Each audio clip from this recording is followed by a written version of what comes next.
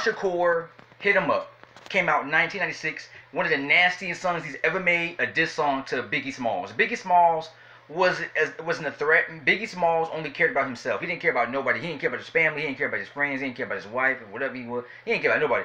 Only thing Biggie Smalls cared about was rapping, eating, having friends, smoking, drinking, and having a good time. So him and Tupac were friends in 93, I think 94. They were friends in 92, 93, 94. Tupac was in the studio. He got shot up about 4 or 5 times.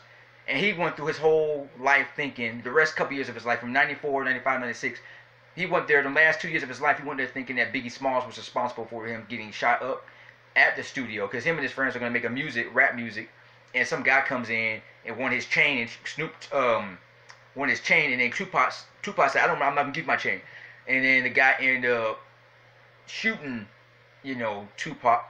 And Tupac got shot 5 times in a wheelchair. He spent the last couple months of his life ruined. And not only on top of that, in 94, which is one curse of his life. The other curse of his life was a woman accused him of rape. She said him and his friends raped her in the bedroom. And then they actually, he had to do almost a year in prison. He did like 6, 7 months in jail for that. And then but they just said he said he didn't do anything. There was no sign of anything. No sperm, nothing, no fluid, nothing sexual. It was just a woman's word against a man's word. Of course he's a guy. And then you look at Tupac. She didn't have a criminal background. He had a criminal background. His history. He had no father. He grew up poor. He was homeless. His mother was a Black Panther. He's been arrested multiple times over the police and the other stupid stuff he's done in his life. He has a criminal history. He's a man. And his head shaved bald. He got the goatee. He looks rough. He has tattoos on his body. Who are they gonna believe? A pretty little black girl, an innocent looking black girl who could be having sex with? Who knows? His whole friend. She could be having sex with like every guy in her city. But they overlook her because she's a girl. But they look at him. They look at 2 people. Look at the woman and look at the guy's background. Look at this guy has a history of violence and he does. So he went to jail and he suffered. He was upset and Biggie Smalls never apologized to Tupac, so Biggie Smalls felt sorry for Tupac.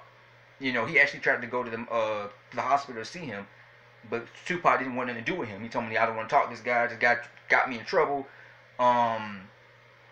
He hit him 2 years later. So this was like a revenge. It's nasty. It's disgusting. I don't even want to listen to the song because what he did was mean. And the song was made 24 years ago, but it makes me cringe every time I listen to it because it humiliated and degraded Biggie Smalls, and Biggie Smalls had nothing to do with him getting hurt that night. This had nothing to do with Biggie Smalls. It was innocent.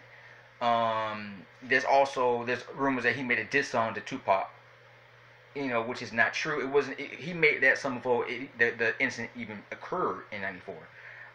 But it was all hell broke loose. Those last 2 years, 94, 95, 96 was all about revenge. Tupac kept trying to humiliate him, bragging about, he's sleeping with his wife, Faith Evans. Faith Evans was a very attractive woman, mixed, blonde hair, light skin, very attractive. All the guys wanted to be with her. Every guy wanted to sleep with her. Every guy wanted to, so Biggie Smalls had to protect Faith. He didn't want her to sleep